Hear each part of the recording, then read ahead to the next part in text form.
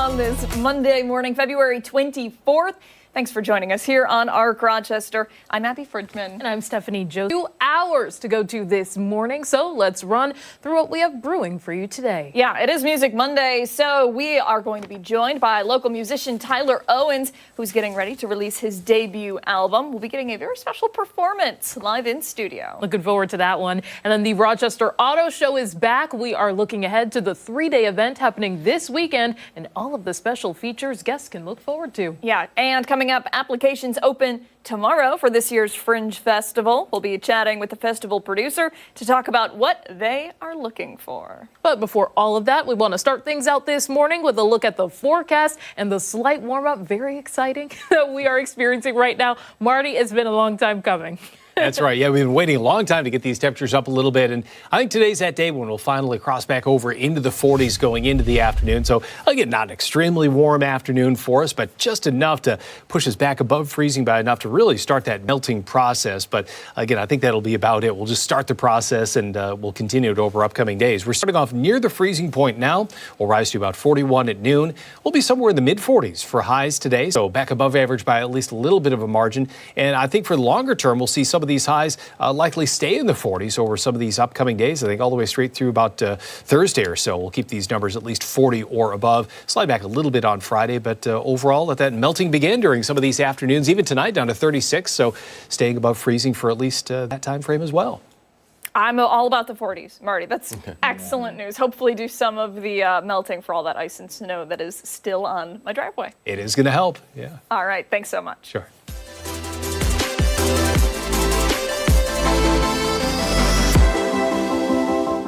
During the month of February, 13WAM is celebrating Black History Month by sharing the contributions and advancements made in our community. Yeah, today we're talking about Charles Price, and he was the first black police officer in Rochester, taking oath in 1947 and retiring as a captain in 1985. Price also served as a Tuskegee Airman with the famous 332nd Fighter Group in Italy. Keep up with our Black History Month coverage on 13wham.com. Well, it's time now for Off the Top this morning. Our own Christian Garzone joins us with some of the stories that have caught our attention today. So, Christian, we're going to start with you. Oh, it's so unchivalrous. I go first in front of you ladies. But Listen, yeah, hey. I don't make the rules. That's right. It's Ashley making those rules. But thank you for having me on this morning. I appreciate it. I was in the Navy, I was on an aircraft carrier, USS Nimitz. And in 2004, we were doing some workups, and I heard something odd happened.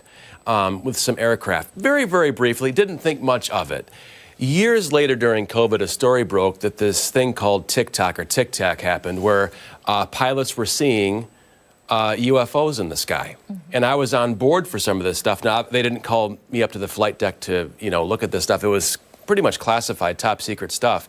But more and more we're hearing about Navy sailors, people out at sea seeing these objects both underwater and in the sky they can't explain. And just over the weekend, a Republican representative, Tom Burchett, said in an interview with an admiral who he didn't name, this admiral claimed he saw something that the size of a football field light up underwater, USO underwater, that moved at incredible speeds that they cannot explain.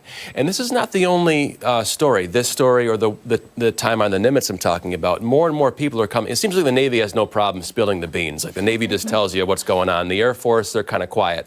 But I just find it incredibly interesting that we have these sort of sightings, especially the underwater stuff. Yeah. That's a totally different thing. We're used to hearing about, maybe UFOs up in the sky somewhere, but underwater. And there's a term I heard for the first time this morning called transmedial or transmedia objects that go from the water up to the sky, and we can't explain what it is.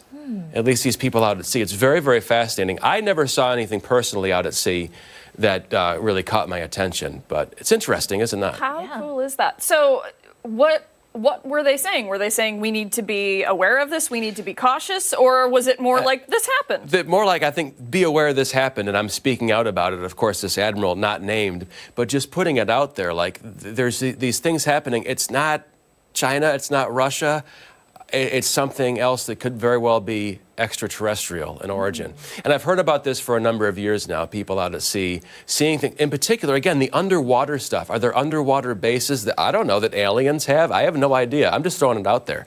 It's just a fascinating discussion. It really is. We should have asked that guest that we had on last week. Oh, ancient aliens. Yeah. Everything's the aliens with them, though. You know, everything. But yeah, just interesting thing, just throwing it out there. Because this was also a discussion this morning on the radio when I was coming into work. Somebody was talking about this very topic as well.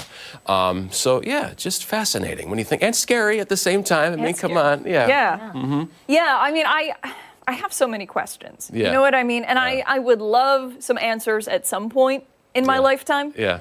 But I think it'll probably take a lifetime to figure out what all of this actually is, and for everybody else to learn about it too. Yeah, I know. And then we had the drones in New Jersey, stuff like that. I don't think that's extraterrestrial. I think that was figured out to be a bunch of guys goofing around. But still, our mind kind of goes there right off the bat sometimes. And so even with this, our minds are kind of like, oh my God, wait, this could. But who knows what the explanation is? Yeah. But it's happening out there. It piques my interest more than fear. Yeah, good. Yeah. Fearless. Yeah, you know, if they're just here to explore, checking it out. not? You know, okay. You know, I don't know about laws and space travel or whatever, but Yeah, they could be like E.T. or they could be like Jurassic Park. Who knows what these guys are? Yeah. true. Yeah. All right, good stuff, Christian. Thank you. Okay, we're going to turn now to my story for this morning. So, thieves wanted in France are being offered a sum of money if they turn themselves in. So, this is interesting for a bunch of different reasons. So, there was a man named Jean David. So, he had noticed that his backpack had been stolen from his car in Toulouse, and it had bank cards in it, the whole works. And before he could even report it missing, he had realized that money was spent from his bank cards. But specifically, one card was used to buy a scratch off. So a vendor at that area had said that it was two homeless men that had came in, and that they bought this ticket, and it's worth, do you guys want to guess? I don't even know where, I have no idea. In euros, right? Yes. But you can guess in American dollars. I've got that too. I almost said French francs. That's the old currency. Yeah. I want to say, I don't know, 5 million? Oh, that's a little high, Is it? actually, Okay, yeah. but it was worth 500,000 euros, so about like 523,000 US dollars. And so now the person is saying, okay, if you turn yourselves in, or if you come forward, really, we can actually split this sum of money, but the money has not been claimed yet. The ticket has not been turned in, and the thieves themselves risk being arrested if they actually do it. So the lawyer that works for John David can't guarantee that they'll be free. He also can't guarantee that they'll get the earnings. So he says that it could actually be seized as illegal dollars. So Interesting. I thought the French were above such things like scratch-off tickets and things like that. I guess not. I guess not. I guess, not so fancy after all, are you, France? All right. Oh gosh, that is, you know what? That's a really good lesson in life that you should not steal. Because, I mean, okay, you're thinking to yourself, I could potentially have my hands on all of this money. Like, let's say I'm the thief. I could have my hands on this money, but I could also be arrested. It could also be taken from me. You know, there really is no good option. Yeah, really. What are you going to do? And time's running out, so the ticket will expire at some point. So they got to make their decision. That's a good point. I didn't think about that. Yeah. Hey, anyway. We'll have to see. Yeah. French. All right, we'll get to my story now. An update on a story that we talked about just a couple weeks ago when we first started off the top. Do you guys remember the 32 dogs that were saved from a house in Hamburg in Erie County? Yeah.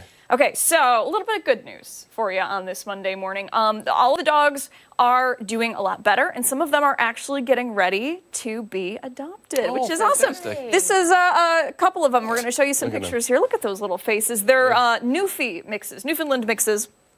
And right now, the Erie County SPCA is working really hard to make sure that they are healthy. So all of the puppies out there are getting the shots that they need. They're getting, spayed and neutered if that's what they need. And this is such a sad case. But right now, it is turning into kind of a happy ending because these pups are going to go to loving homes. The Erie County SPCA putting out a tweet. We're thrilled to announce many of the puppies rescued from last week's heartbreaking cruelty case found loving homes this weekend. It's an incredibly positive milestone. We're grateful for the support. So that's excellent to see. And on top of it, for the adult dogs, they are taking a little bit of extra time to make sure that everything is good with them.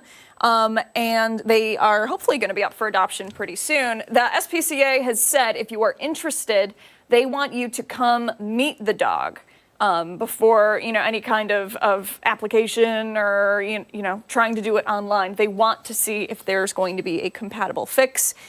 The website is being updated in real time. I checked this morning. None of them are listed, probably because they're going to loving homes really, really quickly. But it's just a little bit of good news because this case was so sad and so many people were devastated by it. 32 dogs, a home that is uninhabitable, and the SPCA said it's one of the worst things that they've ever seen. Yeah, I bet. Cruelty-wise. Look at those little guys. I know. Being carried out of the house. So and it's so important, that encounter with a human and a dog, to make sure they shuck and jive and everything's cool. Plus, you want to make sure there's not going to be somebody coming in who's going to take a dog, and you know what I'm saying. Absolutely, a Michael Vick type or something. Yeah. And just to go off of that as well, it's so many dogs that come from situations like this have problems interacting with other people or interacting with other animals. They're very skittish. And keep in mind, a lot of them are being taken away from their moms for the first time or their brothers and sisters. They may not be the perfect dog right away. And I think the people at the Erie County SPCA want adopters and fosters to know that. Like, this is going to be a work in progress. You need to be committed to it. You need to take the time and make sure that, they're going to loving homes and that you're not going to bring them back to the shelter in a week because, they're not what you thought they might be. Yeah, a whole new lease on life for these little guys. Yeah, gals. Come on. Look at those faces. Seriously, though.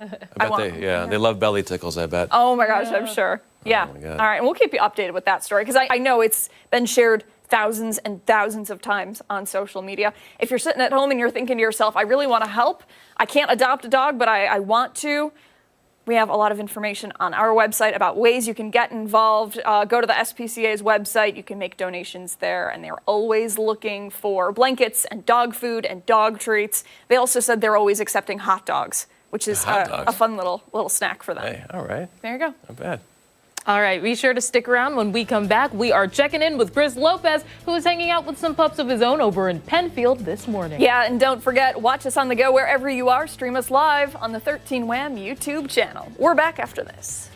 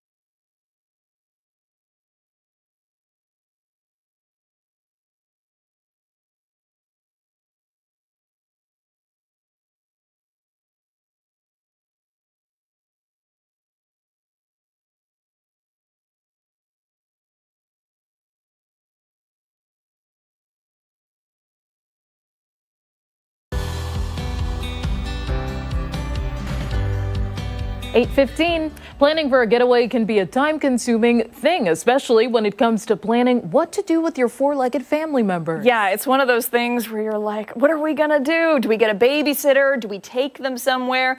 One of the options is taking them to a luxury pet hotel that is opening this week in Penfield. It is called Canine Resorts. And Chris Lopez is live there this morning, giving us an inside look before the grand opening. And Chris, this is nicer than any hotel I've stayed in, at least what we've seen so far. Absolutely, guys. So this is what I'm in. Is one of the rooms is the executive suites, and there's 56 of them. This morning, I am joined by Haley and Ryder. They have been my guide throughout the morning. And these executive suites are very nice, and they offer an air filtration system as well. I can't get this bad boy open, but trust me, you can get in there with your dog. But the air filtration system is absolutely awesome. It cleans the air with a UV ray. And once again, there's 56 of these executive suites in here. I'm joined by Michael. He is the owner here of both Greece and this one as well. Yep. You guys are opening on Saturday. You're doing a little bit of fundraising for Lollipop, I believe? Yeah, we did the same thing when we opened Greece. Lollipop, my friend Tracy over there, we just do everything that we can together because they do such an amazing thing for the community and have for, I think, 150 years now.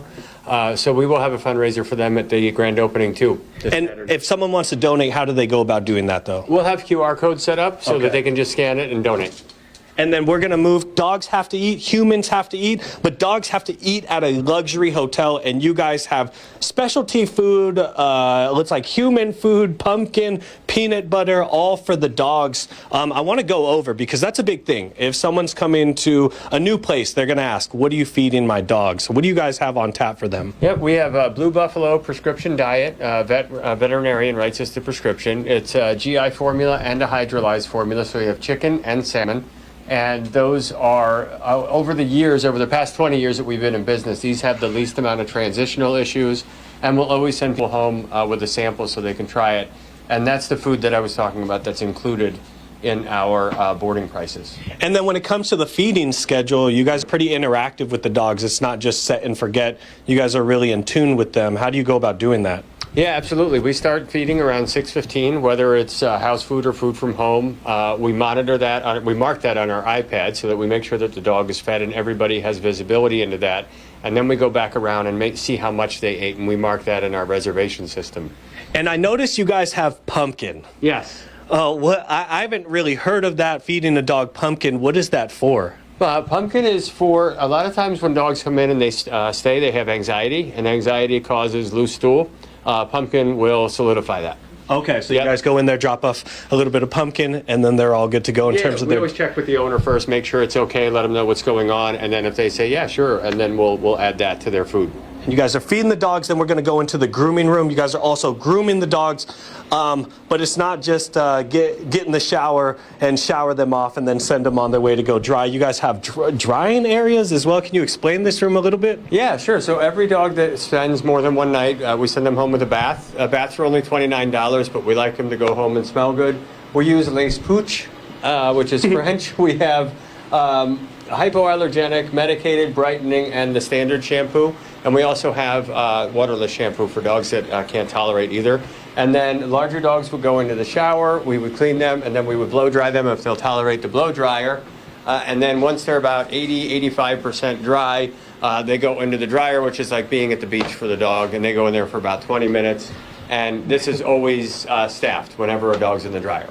And you said they get a bath pretty much when they're going home, so they smell nice and fresh. Yeah, anybody that's a client can that is a existing client in our system can drop off for baths. It's not like open to the public, but if they spend more than one night, then they do go home with a bath. Yep. And how has the Greece opening been? You guys opened that in just November. How has that been for you? Greece has been amazing. We've met so many nice people, and their pets have been amazing. And it's our staff has come such a long way in learning, and it's been really busy.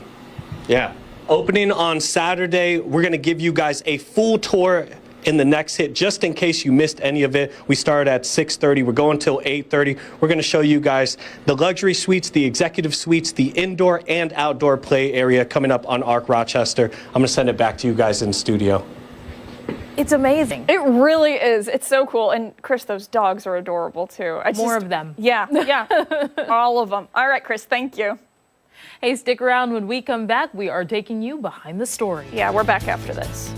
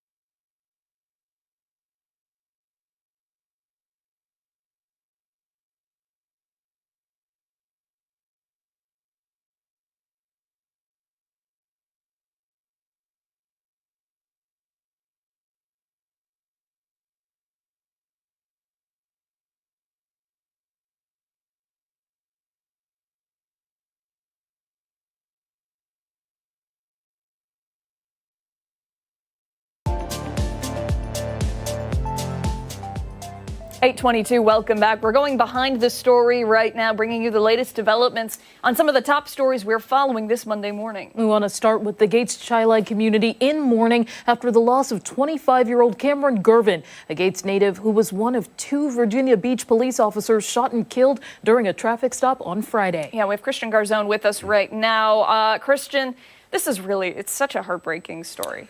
Yeah, I mean, and a reminder of just how dangerous the job of law enforcement can be. And this is just such a tragedy. 25 years old, Cameron, he passed away. And his partner, by the way, Christopher Reese, only 30 years old, shot and killed in the line of duty. And the suspect later found with a self-inflicted gunshot wound.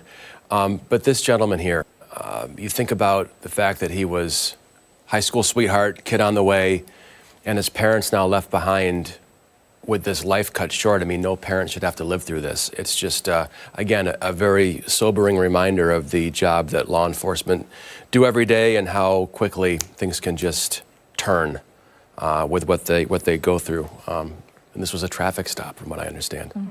It's just awful. Yeah. And hearing from his family, they had shared that being a police officer was one of his dreams. Yeah, I mean, I think at one point they talked about how he was going through college tests and things like that, and he just said, I'm going to Virginia Beach. He was following his dream of being a police officer, and that was his goal. That's what he wanted to do, and I think they're choosing to remember him as somebody who was doing something he really wanted to do. It was his mission, it was his purpose in life, and they called him a very driven individual, remembering him in the best way possible. And I can't imagine what these parents are going through. Yeah. Do we have any sound from the parents, by the way? Mm-hmm. Can we dial that up? I don't know if we have that available, but just to... Yeah. Always happy, cheerful, always knew what he wanted, never backed down from anything. He loved every friend that he made, was best friends with everybody. He was always loved. by everybody, his teachers, school administrators. I can't believe how well loved Cameron was. This is the first time I realized how well loved he was by his classmates, his teachers, the police department, the district. I want him to be remembered as a person who grew up going after his dream. The dream of being a police officer, giving back to the community what he could give, protecting the community. Yeah, one police officer who worked with him described him as tenacious, driven, and wise beyond his years. Of course, the Gates Police Department and the Rochester Police Locust Club also weighing in. We have a very generous statements from them online with this story, 13wham.com. Just a sad day. Just a sad It really, day. really is. And again, this was Friday when all of this happened. Yes. You think about his wife, Jess, yeah. Jess, and you think about their unborn baby. Mm-hmm. And it really is heartbreaking, 25 years old.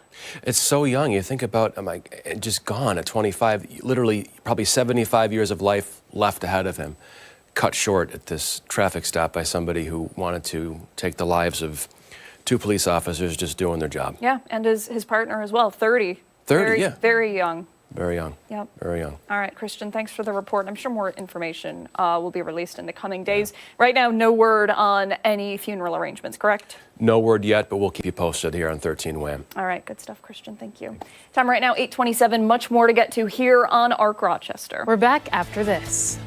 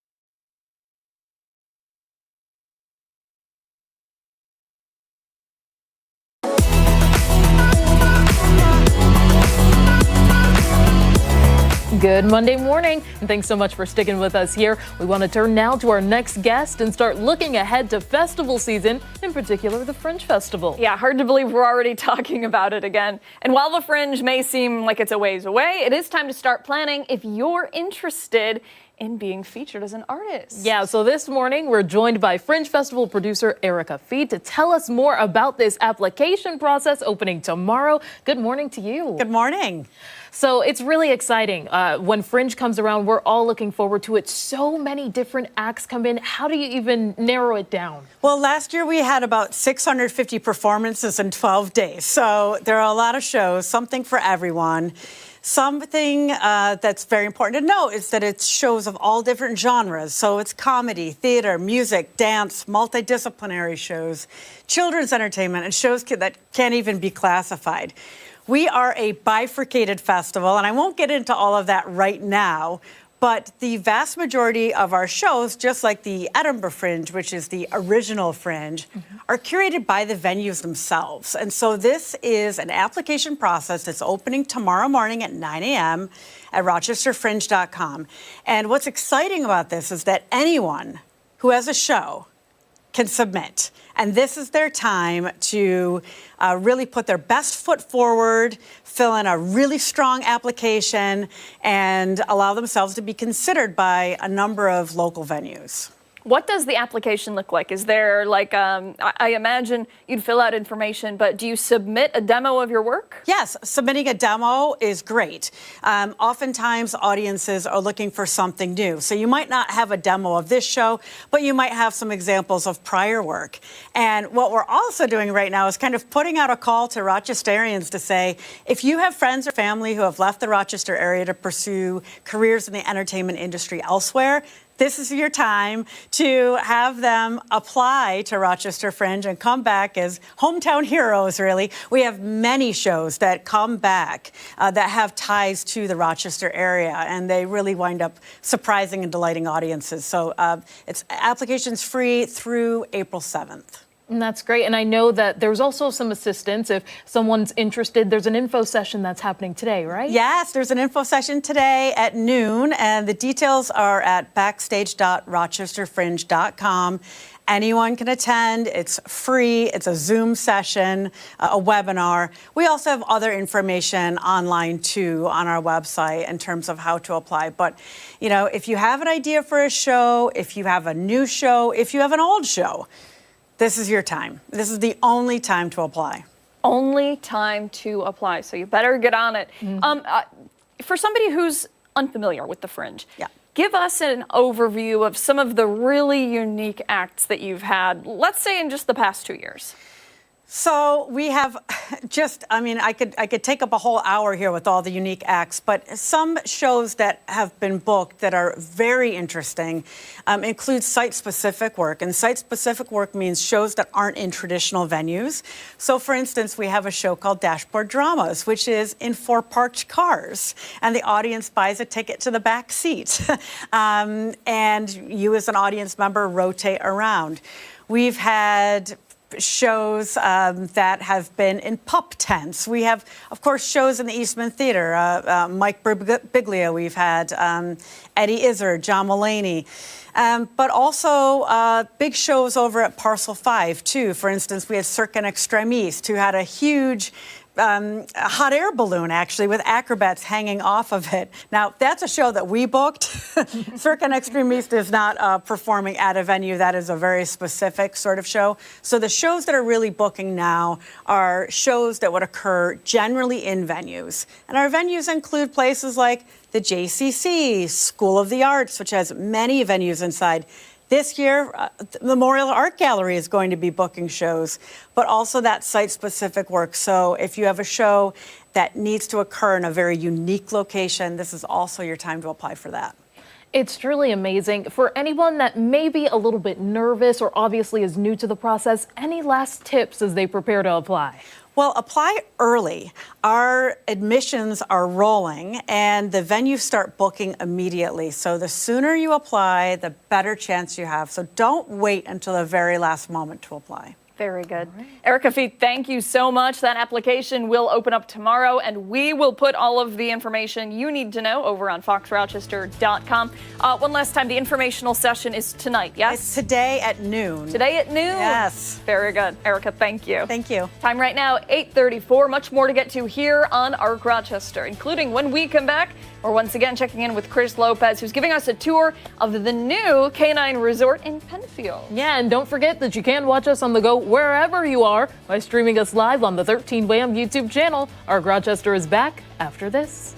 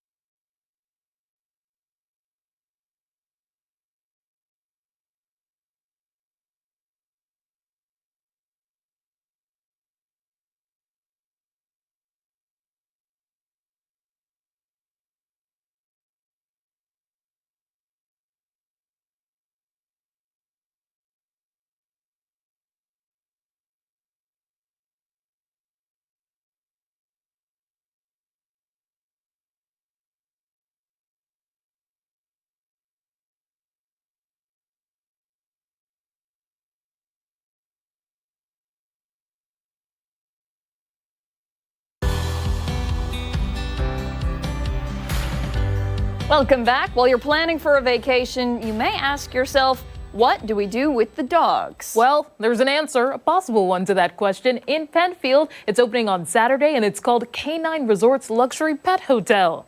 So we go live to our Chris Lopez, who has been there all morning for us. Chris, what are we taking a look at today? He's giggling over there. Chris, what's so funny? We're just doing an overview of the place right now. The two dogs I've been hanging with are absolute treasures this morning. Shout out to Ryder and Haley. They've been my tour guide. Now, this is the outdoor area that they can play in. I want to go to Michael. He is the owner. And I just want, how big is this roughly, would you say, this area? This is roughly 35 by 35. And then the turf. This is pretty cool. Can you explain the turf? It made me maybe a little bit too far into the weeds, but you guys do put a lot of thought and effort into this place. Yeah, this is canine grass. It's made specifically for what we do. It's a longer, softer AstroTurf with no rubber backing, and below it is 6 inches of roundstone and sand, so everything goes right through it. And then we disinfect this. We spot clean everything, and then we disinfect twice a day with rescue. And then dogs are hanging out in whether indoors or outdoors for what, about 4 hours, would you say? You know, depending on how the dog's feeling, but Yeah, depending on how the dog's feeling. If they're a boarding dog, they're in here from 8 to 4. They eat on opposite ends of that. If they're a daycare dog and they get dropped off at 7 and get picked up at 7, they would be in here for 12 hours. We do have beds in here for them to take naps. We also have quiet time between 1 and 2. So they do get some rest period, and if a dog is really tired, we'll just give them a room for a little while and let them take a nap. And then speaking of the rooms, this place is 10,500 square feet. You have, I believe, 56 executive rooms. Then you have the room for dogs that kind of want their own little small space area. We've all dealt with those dogs that want that kind of that cocoon, The pretty safety. much. Yeah, the when they safety. feel safe in a cage, that's why we have the open air compartments for them. And then you guys have the air filtration systems in pretty much all of the rooms to help clean the rooms in case dogs get sick. It's always fresh air. Yes, we have 2 lines of defense. We have the Aerapy, is the company that makes those, sorry. They are the UV air filtration systems, 1 in every corridor or 2, depending on the size. And then we have a hospital-grade HVAC systems with multiple different zones throughout the building. So everywhere we just went into different zones. The air is exchanged in those zones every 4 minutes. So it keeps it very fresh, but there's no cross-contamination between zones. So like all those luxury suites or zones that we're going to go into. Over into this area, the luxury suites. Yep. Over here. This is pretty crazy. The television, the couches, they have their own individual air filtration systems in I'll get out of the here. way, sorry. And the Roku dog television is what's going to be playing on that. Yep, exactly. These are soundproof. These are good for one dog or elderly dogs that have suppressed immune system because, like I said, they have their own ventilation, their own air, and their own return. They do have the TVs. They do have Acoustablock on the walls, so they're soundproof like a recording studio would have. And they're great for people that have, multiple dogs, 2, 3, 4, 5 dogs. They can all stay in the same room. And how many dogs would you expect to be here roughly throughout the day? I know you guys have a daycare system, and then you guys also have the stay, pretty much, where it's like a hotel. Yeah, we have small dog group play, private play for dogs that don't like group play, and we have large dog, and we also have the boarding rooms. So we could have anywhere upwards of, say, 90 dogs. And then the Greece one, you have the Greece area. Why did you just up in Penfield? Well, because you know how Rochester is. It's like people from Greece don't go to Penfield and vice versa. So I thought we could use one on both sides of the city for everybody.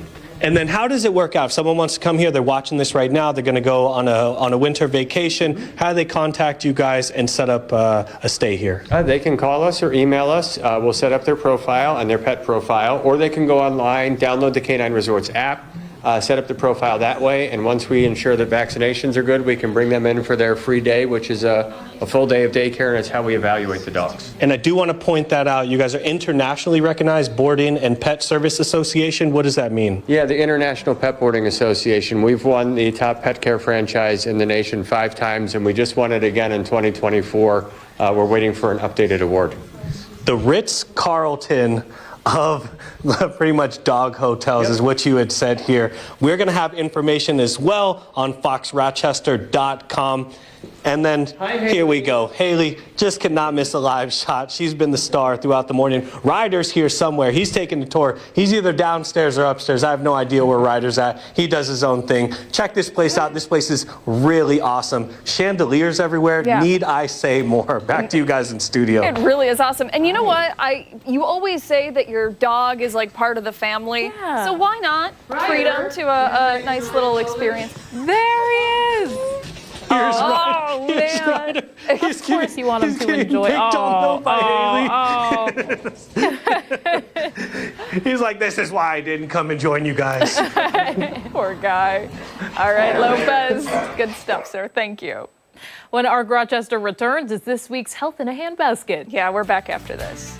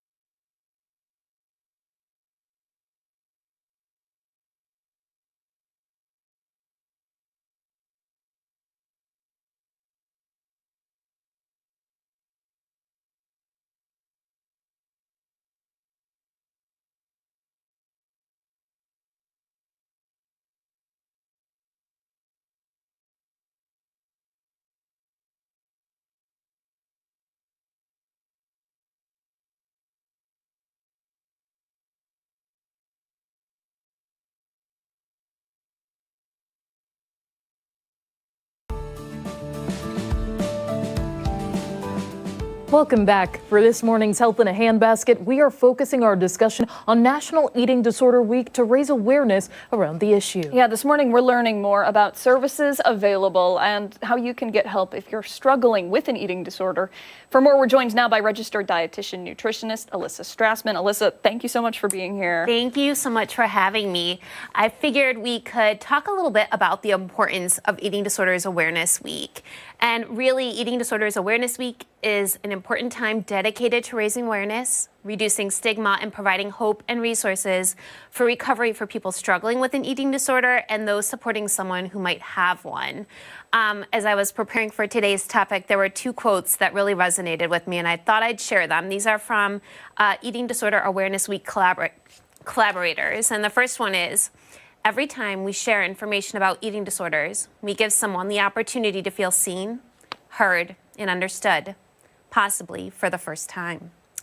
Eating disorders are not talked about enough, so people just assume that no one is affected by them, but they are, and we need to make that known. If you're wondering how many people are actually affected them, it's estimated that about 9% of the U.S. population, or about 28.8 million Americans, will have an eating disorder in their lifetime. Wow. That really is a startling number when you think about it. There are so many different kinds of eating disorders. It's not always what you see on television or movies, right? Right. Eating disorders are complex. It's a complex illness, and I can share a little bit about what an eating disorder is. An eating disorder is a complex illness where people have extreme disturbances in eating behavior. Some people may eat too little for what their body needs. Some people may eat too much to the point of discomfort, and they may experience emotional distress. Some people may have extreme fear or anxiety around food or specific foods, or strong thoughts and emotions related to their body weight, size, or shape. Regardless of the type of eating disorder that someone has, all eating disorders can have serious implications on someone's overall well-being and their health. What is important to make note is that eating disorders can affect anyone. You cannot tell if someone has an eating disorder just by looking at them. An eating disorder is not a lifestyle choice, and recovery is possible. And for anyone who is feeling overwhelmed by what they can do to sort of help themselves, or maybe a family member is seeing someone else go through this, what sort of resources, or where do they start? Yeah, the biggest thing is to learn more and to become educated. So if people wanted to check out the National Eating Disorders Association, that is one place to start, or the Alliance for Eating Disorders is another place. The National Alliance for Eating Disorders is another place where people can turn to learn more. It can be complex and it can be hard to understand. And I thought today was preparing, I would ask some of my clients with lived experience what they wanted people to know about eating disorders, or what they felt would be helpful for people to know. Because it's in the voices of people with lived experiences that we can gather deeper connection, meaning, and understanding. And they can say words like nobody else. That is very true. And I imagine that the services that you provide as a dietitian nutritionist would significantly help somebody who's going through recovery from an eating disorder, right? Right. It really takes a team. Some people may work with dietitians, some people have therapists, some people will work with their doctors. There are peer support groups, and there are other different types of groups that are available where people can come together. And it's through working as a team collaboratively that we can really help to support someone in their journey towards recovery. And when it comes to people just trying to make sure that they're being exposed to the proper resources, I know oftentimes on social media, it may be a little misleading what people may learn. What do you sort of recommend as people do their searches online and try to get some help? Yeah, find out what that provider's background is. Do they have credentials that associate them with continued learning in eating disorder treatment? Do they have experience in treating eating disorders? What is their approach? I think, too, something that is important to recognize is that different providers have different approaches. And so if at one point you were working with someone and it just wasn't a good fit, reach out to somebody else, because it may be a better fit for you. And I think you mentioned it briefly just a couple minutes ago, but one thing to really stress is this can be deadly. Eating disorders, it is not something that you can stick a Band-Aid on. It is, if you know somebody who's struggling, or if you are struggling, it is so important to get the help. It is, yes, for sure. And one last time, for somebody who is interested in learning more, give the NEDA website, if you don't mind, or give us a little overview of what NEDA does. Yep, so NEDA will help people and caregivers find treatment sources. They may also provide resources to start the discussion. Whether you are someone that's looking to seek out for treatment, you can find there's like different worksheets that will help you get your thoughts down if you are needing to reach out for help. What is it that you want to communicate? What resources are you looking for? And how can your support person help you in getting the help that you need?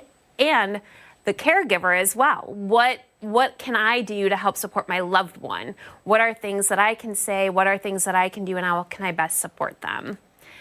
I do really want to share the voices of people with lived experiences, and if it's okay, I'd love to share them with you. Yeah, we're running low on time, but yeah. Okay, so this was shared by Mike Kraft with his permission, and he says, eating disorders are complex and multifaceted. They don't have a single look to them, which can make them difficult to recognize in their early stages when intervention and disruption of symptoms are most important. An eating disorder is like a parasite inside the brain. The longer it goes unaddressed, the more damage it does and the more control it takes, until it's the one calling the shots. It offers false promises in exchange for unquestioned loyalty, while it secretly sucks the life and personality out of you in the background until you become unrecognizable, both physically and mentally.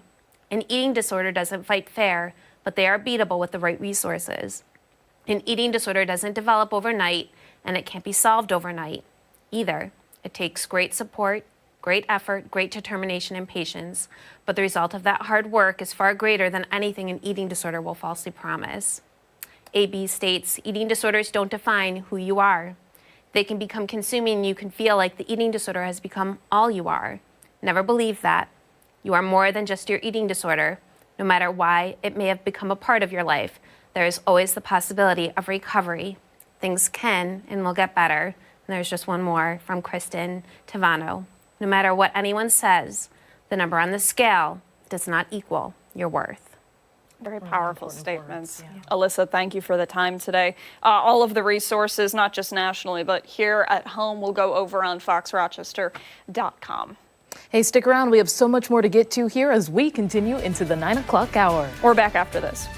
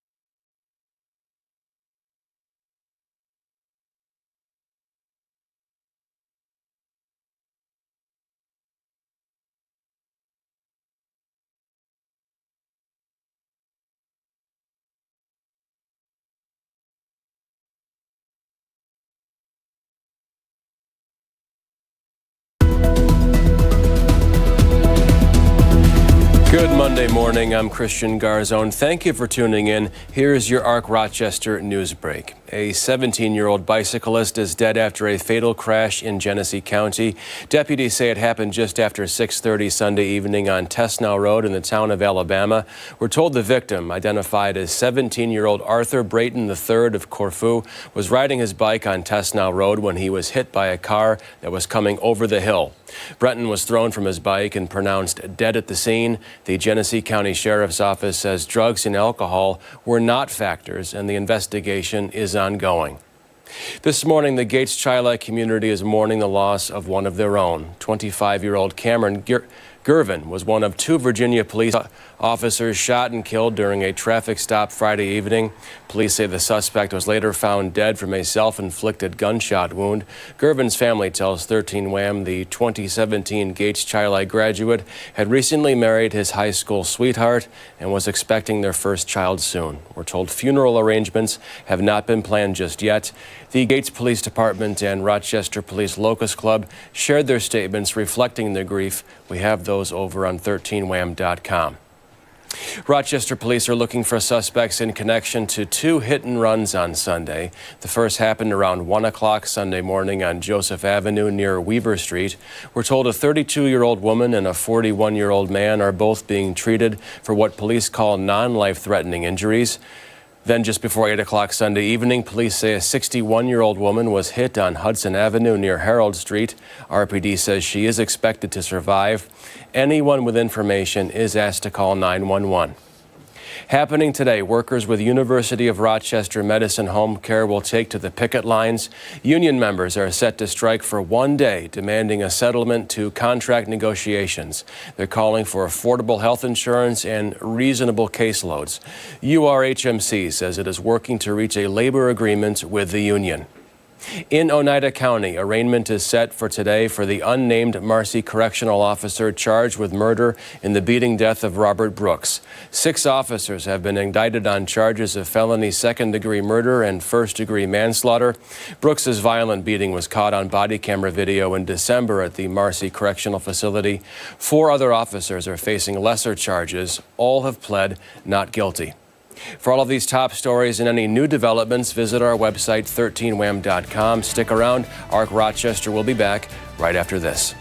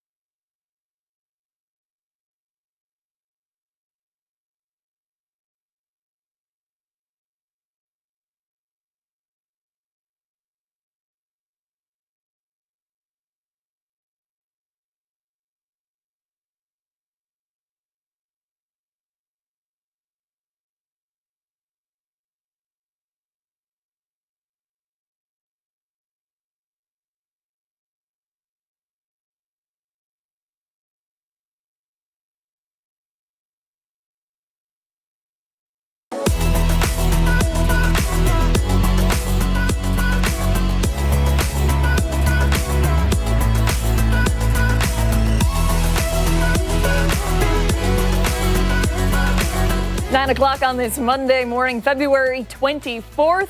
Thanks for sticking with us here on ARC Rochester. I'm Abby Fridman. And I'm Stephanie Joseph. We still have a whole other hour to get to this morning, so let's jump right into our next guest this morning and looking ahead to the returning Rochester Auto Show. Yeah, everybody loves the auto show. It is kicking into high gear. I should say shifting into high gear this Friday at the Rochester Riverside Convention Center. And right now we're going to sit down for our annual Auto Dealers Roundtable to talk about some of the topics of interest in the auto industry, and we'll also get a closer look at what you can expect. Yeah, so joining us now, the president of Rochester's Automobile Dealers Association, Brad McAreevy, and Jessica Stahl, owner of Jessica Chevrolet in Honeoye Falls. Good morning to both of you. Hi. Great to be here. Thank you for having us back again. We're always having a great time coming here and kicking off the show. Of course. So just let's start off with an overview of the auto show. It's something we always look forward to every year.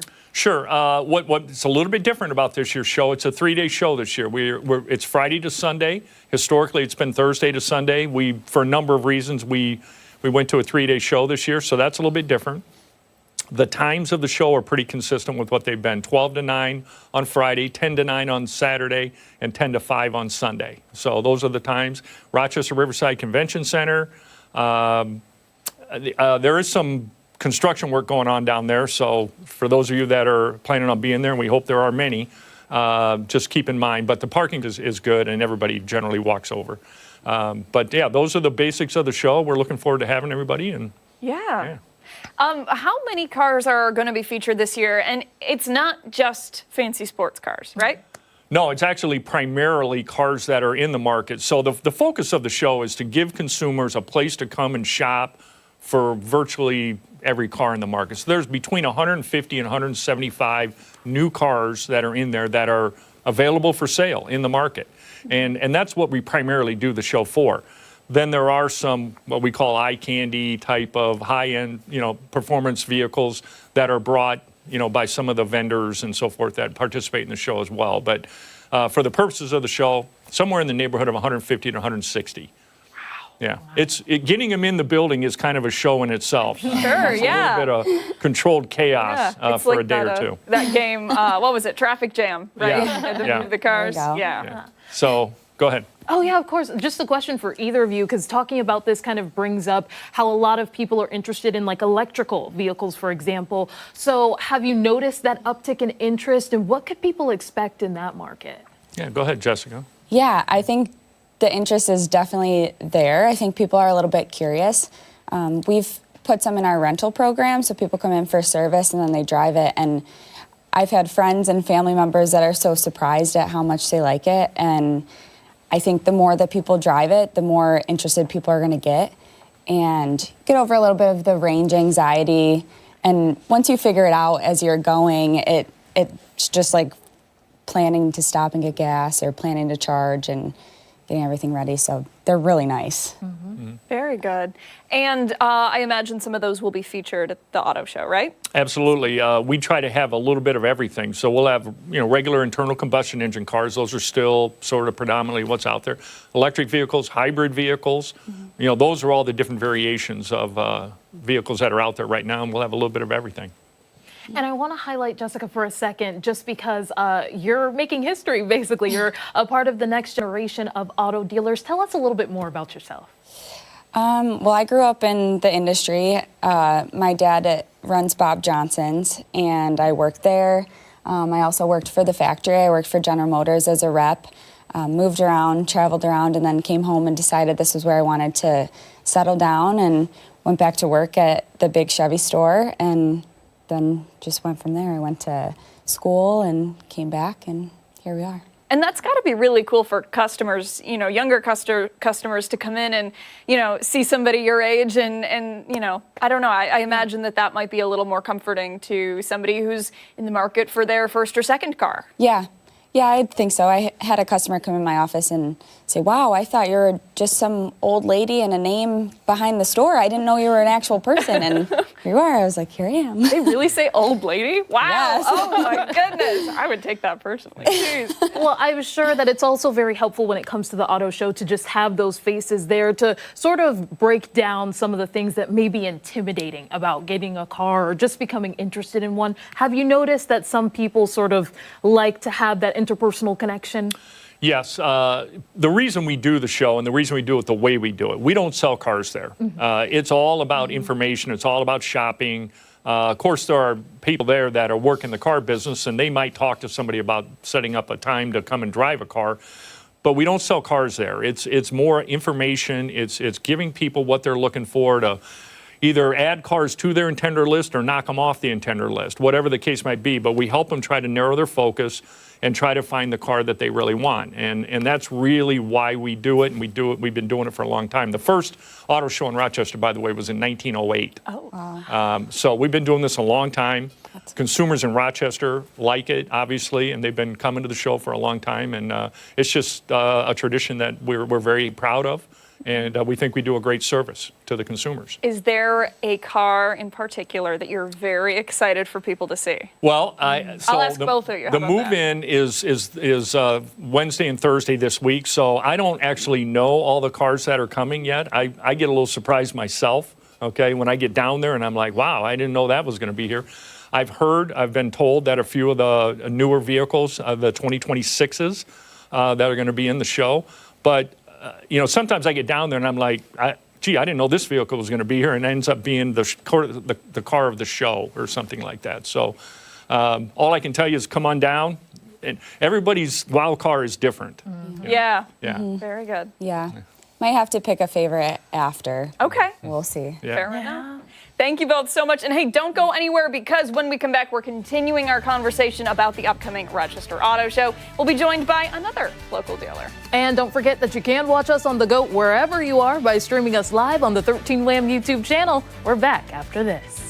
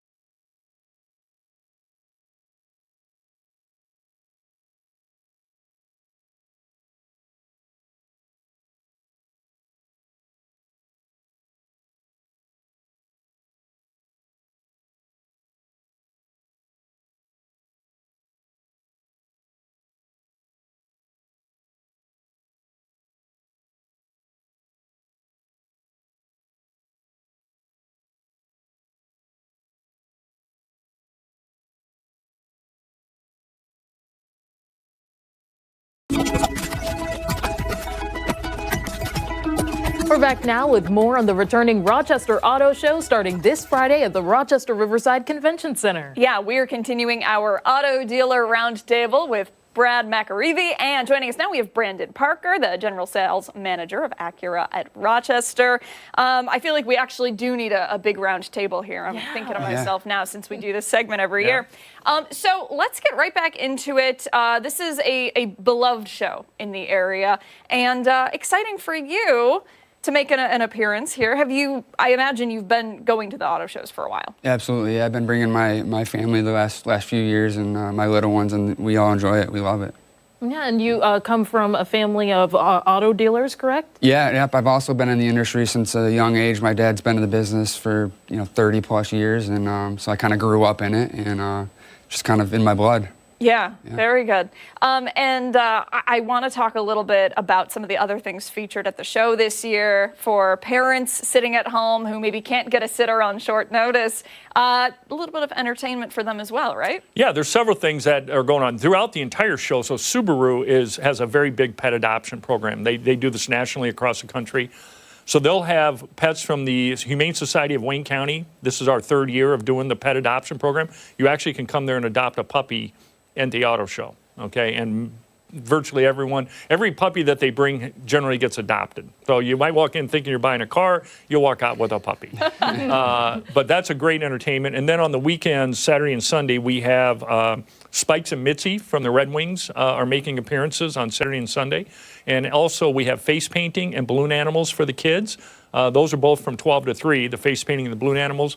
Spikes and Mitzi have 1-hour segments on Saturday and Sunday. It's all on our website for the auto show.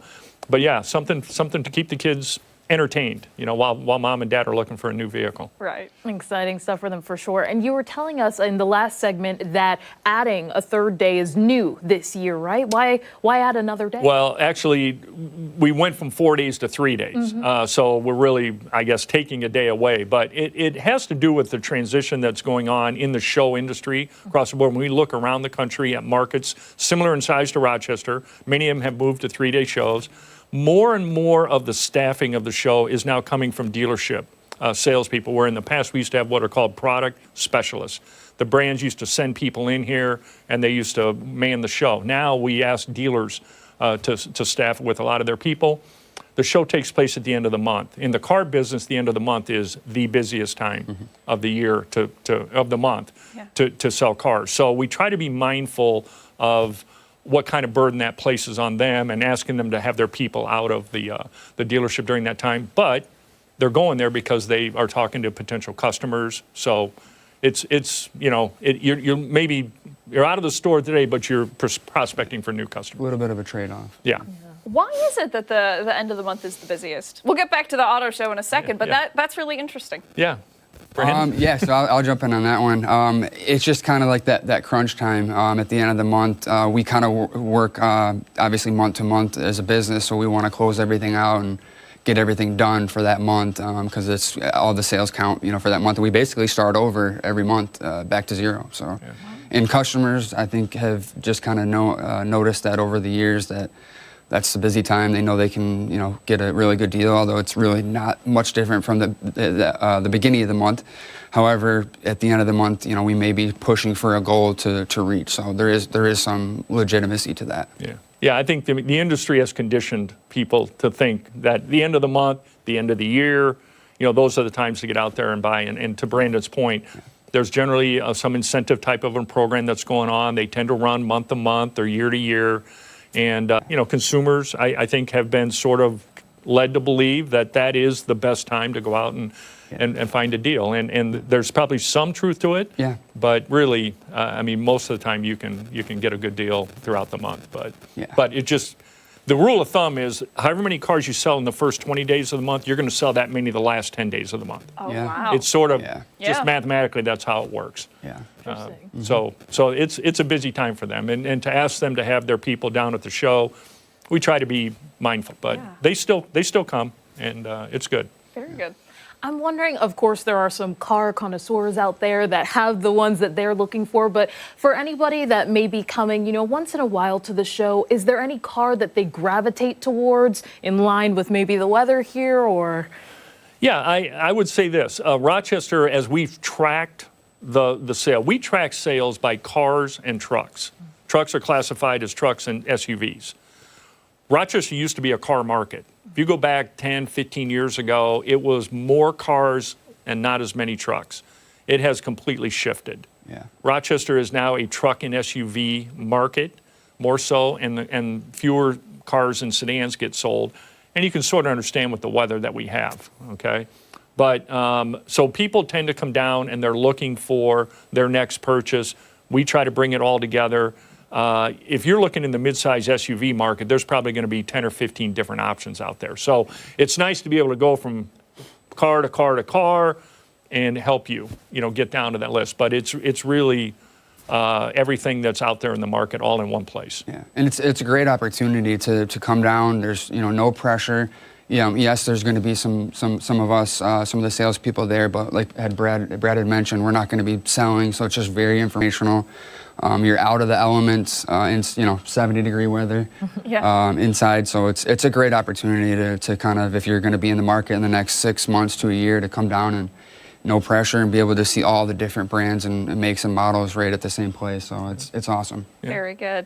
Brad, Brandon, thank you both so much for your time today. We appreciate it. It starts on Friday, runs through Sunday. Correct. If people want tickets, can they get them at the door or do they have to get them online? You can get them at the box office, at the door. You can get them online at the RochesterAutoShow.com. And we also have a ticket promotion that's going on at Tops Markets. So if you want to jump out to Tops, that's probably one of your best options, but you can get them online and you can get them at the box office day of the show. Thank you both. We appreciate it. We'll put all that for you over on foxrochester.com. Hey, don't go anywhere. When we come back, we are once again going behind the story. We're back after this.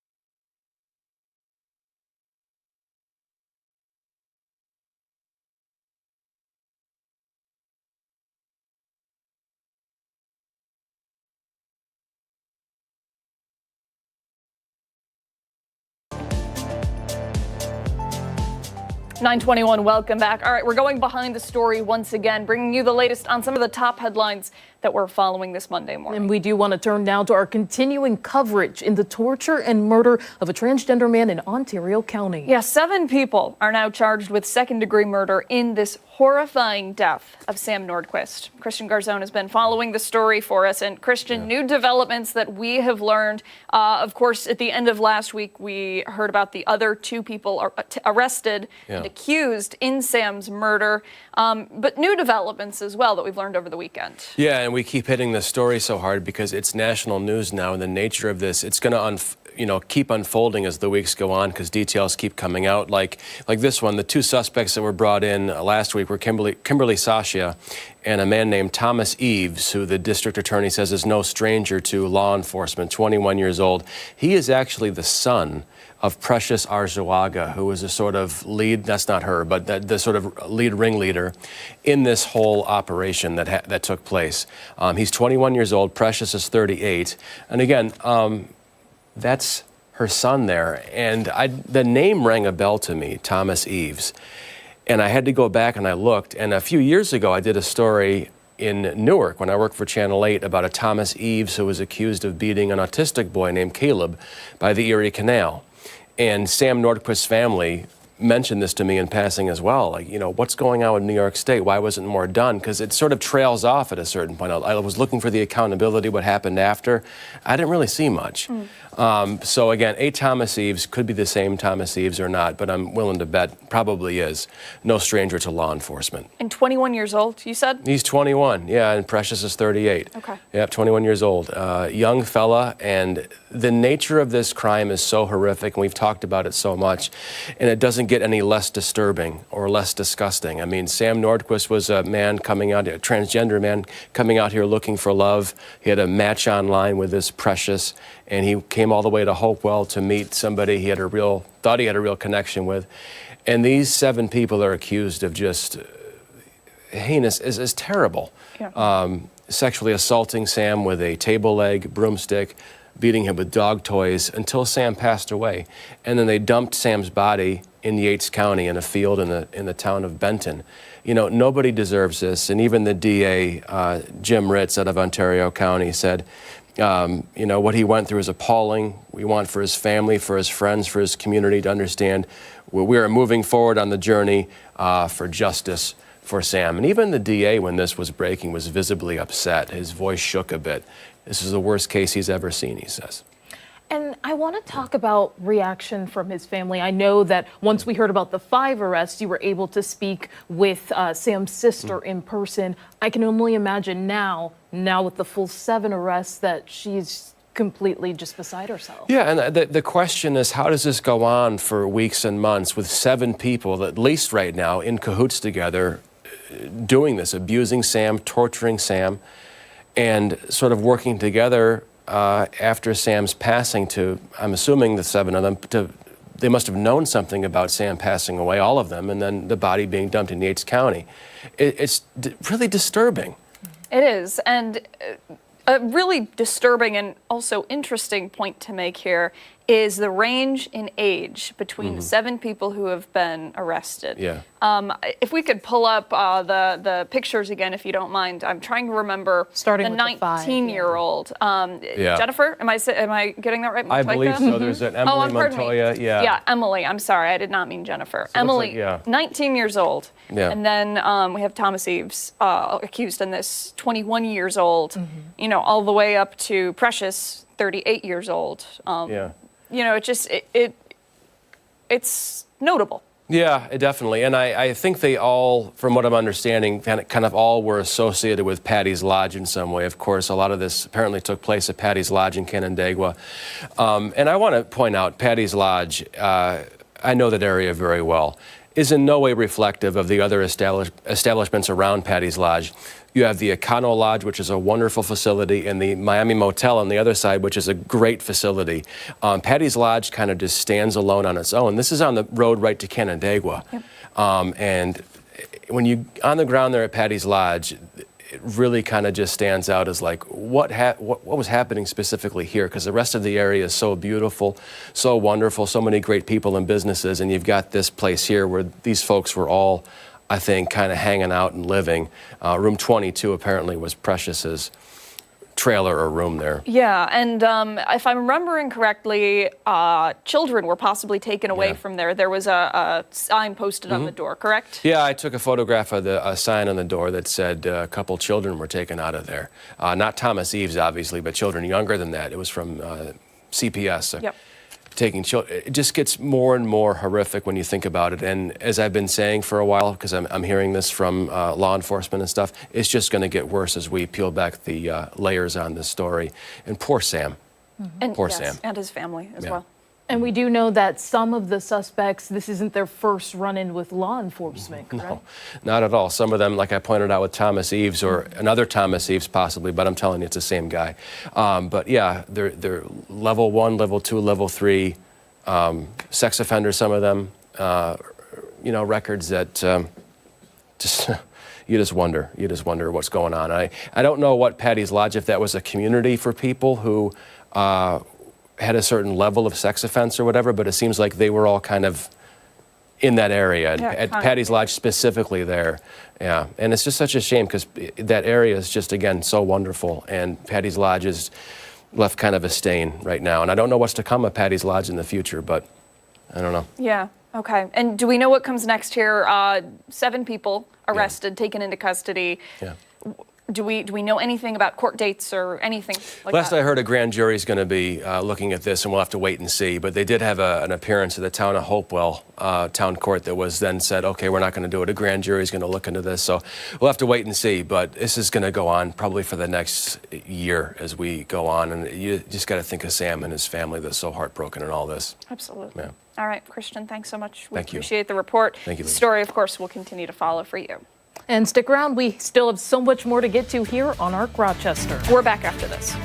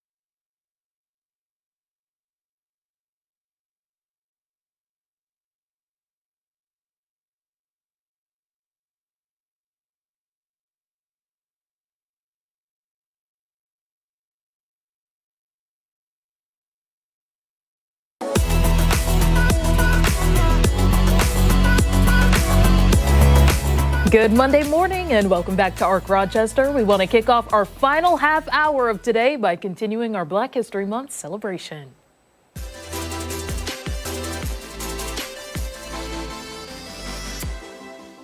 RIT's first cultural deaf organization, the Ebony Club, was created in 1985, providing a space for Black deaf students to meet and socialize. Yeah, I sat down with current members, an alum, and interpreters to learn more about the club's impact. A sense of community 4 decades in the making at RIT's National Technical Institute for the Deaf, or NTID. The Ebony Club started in 1985, providing a space for Black deaf students to connect. Current members, alongside interpreters, say that's what it's all about. That's been my favorite part, is the socialization, though. Having music, organizing, having music, chit-chatting, hanging out with my friends, eating together. I just love all of it, getting together. It's not easy for me to make friends like that, so it's like, I feel like this club made me feel like a person I want to be, like to be more social with others, to be loving with others, support with others. This is a predominantly white institute, so I'm used to mainstream always having to be with other people that are not like me. But it's good to have a community and have somebody get me through. A sentiment also shared by staff advisor Roxanne Richards when she joined as a student in 2000 from Jamaica. I am from a school that had a deaf program, an all-hearing school, predominantly white. I would say there were about 700 students in total and maybe 4 or 5 of us who were Black. The group's motto, one love, one family, one legacy. One they hope to carry on for generations to come. Because we are the first cultural deaf club established here, we cannot see this club go away. Yeah, and the club continues to host events around campus and stays connected to alumni through an annual banquet. Now, NPID is considered the world's first and largest technological college for deaf and hard of hearing students. Really, such an interesting story and such an incredible program as well. Yeah. Steph, how many members are there? There's about 15, I believe, in the current cohort, but there are so many, dozens, dating back to 1985. I had a chance to speak with one of the founders, Fred Beam, over text, and it was just really cool to see photos from that time, but also just to speak with him about the impact. Absolutely, and so important to, find groups of people that are going through the same thing that you're going through. Yeah, it's really important, and this is just one of 3 different cultural organizations. So I know that there is an Asian and Latino community that is established there at RIT NTID as well. And it was great to see, you saw some display cases in the picture there, and that included some memorabilia from all 3 of the different clubs, and it was truly amazing. Now, Steph, you know my favorite question to ask when we do this, so I'm going to ask you, what was the most interesting thing that you learned while you were writing the story? Oh my goodness. It's a fantastic question. I guess being able to walk into NTID and seeing all of the different activities and communities that they foster there. There's a place as soon as you enter that shows off different art, for example. So I feel like just learning about how so many deaf and hard of hearing students are able to explore so many different facets at RIT, it truly was a gift to just be able to experience it. Yeah, we really are so fortunate to have such a strong community, especially with RIT. They do excellent work teaching American Sign Language and so on and so forth. Really, really incredible stuff. Out of everybody that you got the chance to interview and talk with, who do you think, I'm trying to think of how I want to phrase this.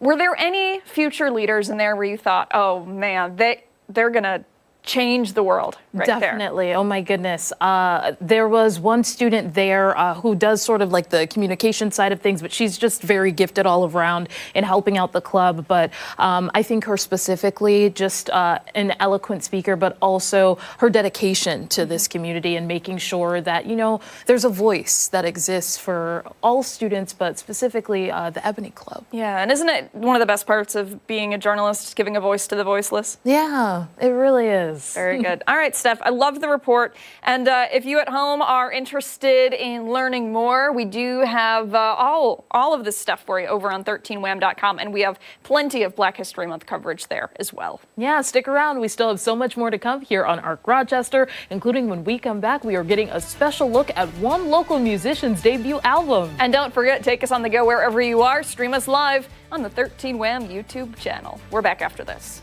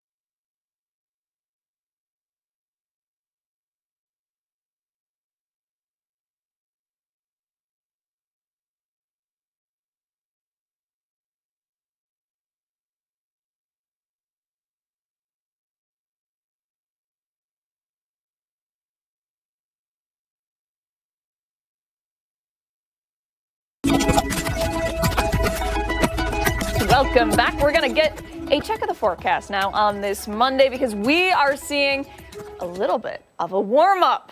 Very exciting. We've been waiting for this for a while. Meteorologist Marty Snyder, he's joining us now with a look at it. Marty, tell us the good news. Well, thanks, guys. Yeah, it's going to be a case where we do see these temperatures move a little higher than recent days, so a little bit milder. Nothing exceptional, but exceptional compared to what we have been seeing. We'll look at that, where we're going to be somewhere in the 40s as we head through the afternoon, and we're going to see some variability in the cloud cover. We'll see a couple breaks here and there. I think generally a lot of cloud cover for a lot of the day, but occasionally a few of those breaks will work in. We're starting off mainly in the 30s, with temperatures beginning to rise back above freezing by a little bit, and we'll just widen that margin as we head forward throughout the day today. Likely up to about 41 by noon, and probably just rising up through the 40s as we head through the rest of the day, probably ending up somewhere in the mid-40s for highs. So again, that melting process that is going to take place today, it's not going to melt everything that's out there, but at least especially dark surfaces, especially if you get a little sunshine in, with temperatures in the mid-40s, with that sunshine working in just very occasionally. It's not going to be a huge amount, but any added amount that we do see is going to help to really heat up those surfaces and cause at least some of that ice to begin to break up. Again, we're still going to have that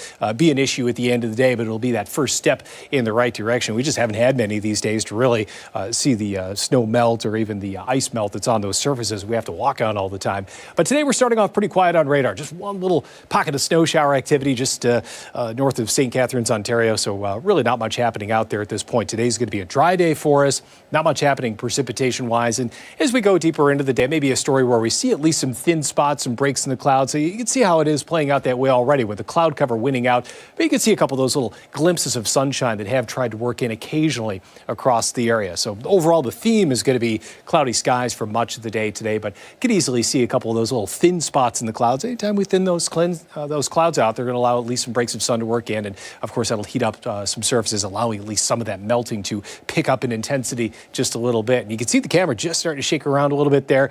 That's going to be the other trend that'll play out today. The wind will be on an upward trend throughout the day. So that breeze is going to pull in some of that milder air, sustained at about 17 miles an hour right now, 38 for the latest air temperature.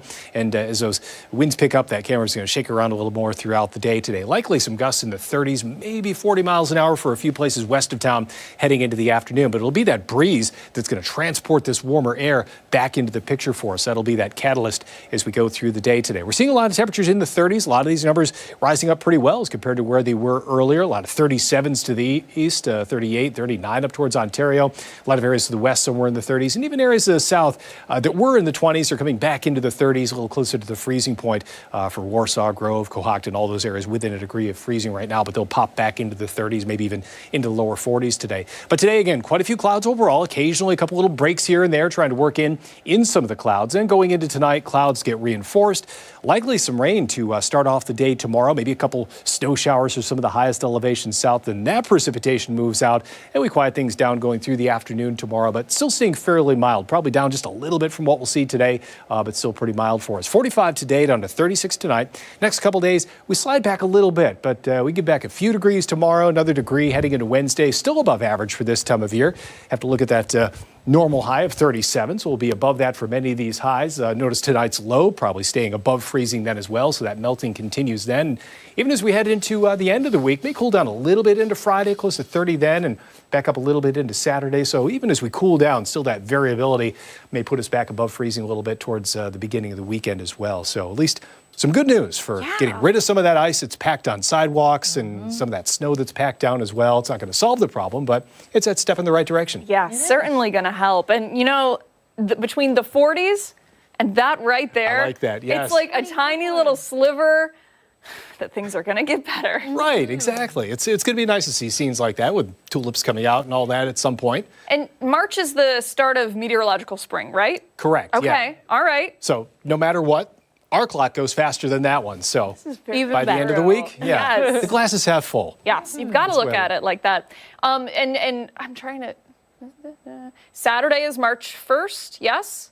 Sounds right. Yeah. Yes, because Dan is back on the 3rd. Okay, so 39 to start off March 1st. Mm-hmm. Is that pretty typical for March, or is that above average? Pretty close to average for beginning of March. Yeah, our average high this time of year is about 37. So every day it comes up by a fraction degree each day. So then you gain that whole degree every once in a while. So by then, average high is probably about 38. So that's almost right on target for that average. So those melting days are going to become more common, as we all know, going through March. But then again, as we all know as well, in this part of the country, winter is not over.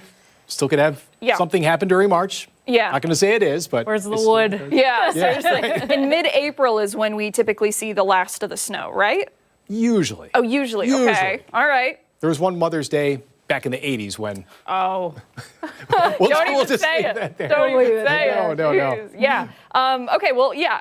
You know what? I feel like we're getting little pockets of reassurance. That's just what it feels like. And the sunrise starts a little bit earlier now, right? It's inching closer to earlier. That's right, and that helps out as well. You know, you get a little sunshine on the end of the day. I notice, at least for me, at the end of the day, you can see that difference. We're gaining that sunlight. So a lot of positive things happening, but as we all know, it's those small steps. Shortest day was back in December, so now we're, 8 weeks beyond that. So, we're starting that path. When do we spring forward? Remind the 21st? It's soon.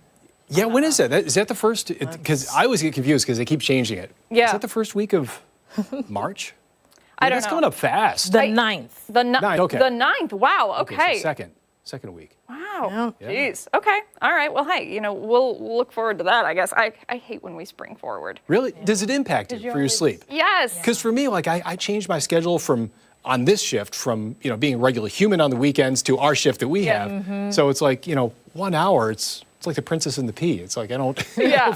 Yeah. I get that. I am kind of similar. I can't, stay up super late on the weekend. But I don't know. Maybe it's all in my head. But I always feel like whenever we spring forward or fall back, I get a little grumpier. Can throw you off a little bit. Just a tad. For We're here for you. Hey, we're here for I you. We're a appreciate team. You're saying that now. You wait. We'll brew the coffee, till a couple get it weeks, ready. Yeah. All right, Marty. Thank you. Hey, 24 days, 13 hours, 13 minutes, and 52 seconds until the start of spring. But who's counting? Who's counting? Hey, stick around. We have so much more to get to here on ARC Rochester. We're back after this.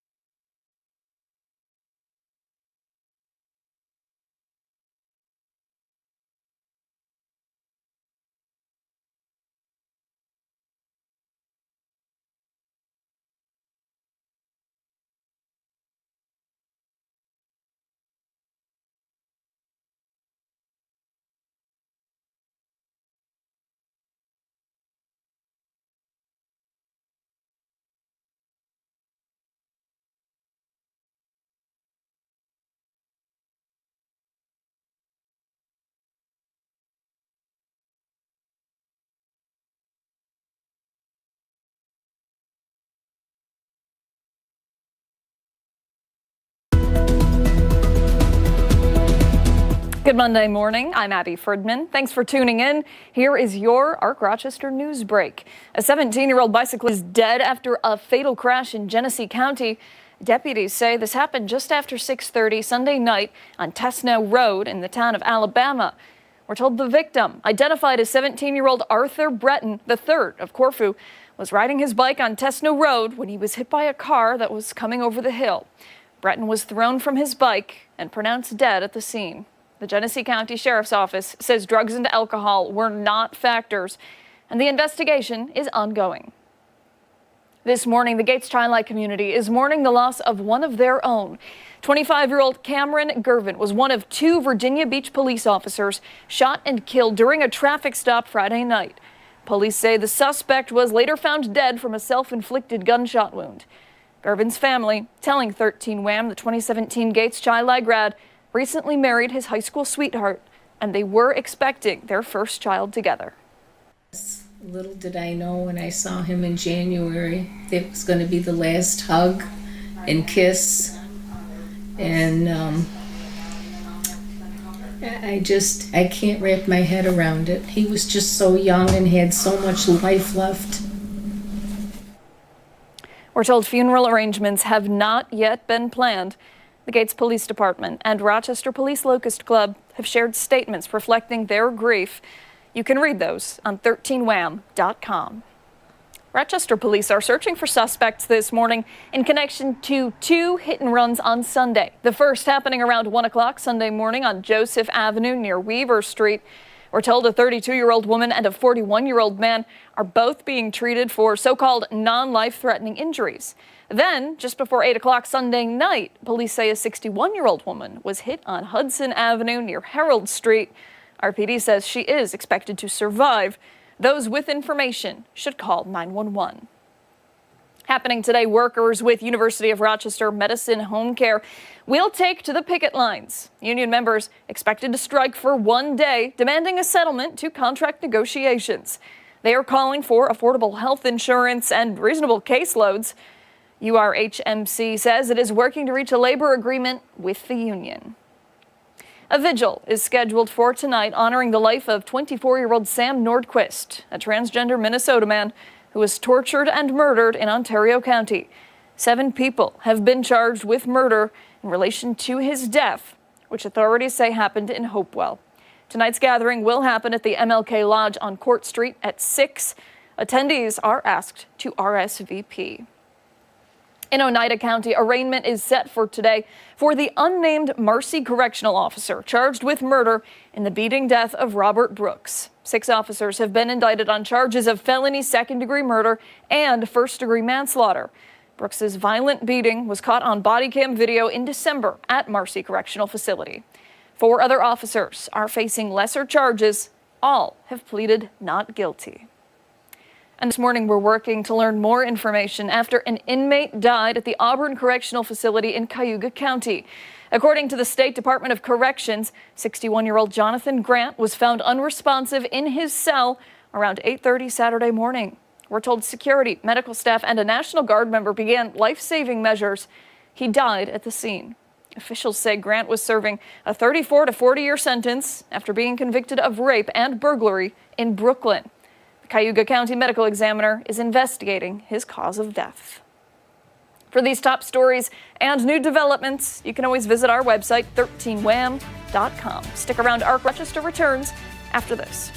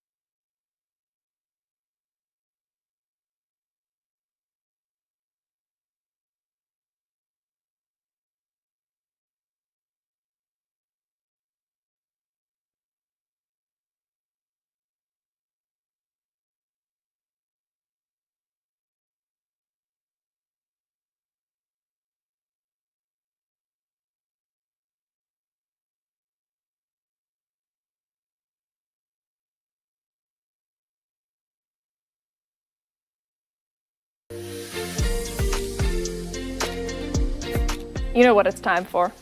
Our final thoughts. Our final thoughts. Steph, we made it through Monday, which is the most important thing. Yes. Because there were times where I thought maybe we wouldn't make it. But let that be a lesson for you at home. You can really get through anything. Yes. You just put your mind to it. All right, so Steph, high point of the day. Let's go. Oh my goodness. I feel like there were so many, you know? I think the weather was the first one. I was so excited from 5 a.m. in the morning until now because we really needed this warm up. I'm looking forward to those peaks of sunshine too. Yeah. Whenever they come about. But yeah. You know what I think the best part of spring is? What?